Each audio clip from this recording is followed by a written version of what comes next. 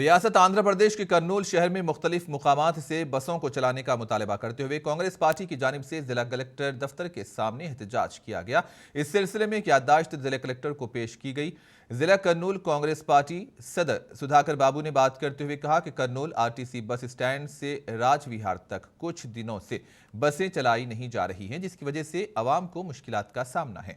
इन्होंने कर्नूल शहर में आरटीसी बसें चलाने कलेक्टर और महकमे आरटीसी के ओहदेदारों से मांग की है।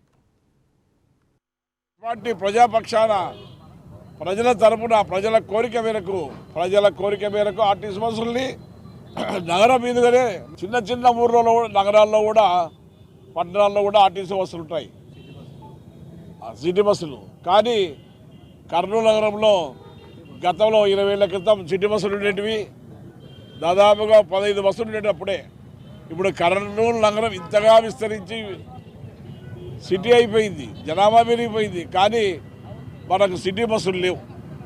కాబట్టి వెంటనే కలెక్టర్ గారు చొరవ తీసుకొని సిటీ బస్సులు ఏర్పాటు చేయవలసిందిగా కాంగ్రెస్ పార్టీ కలెక్టర్ గారిని కోరుతున్నాం.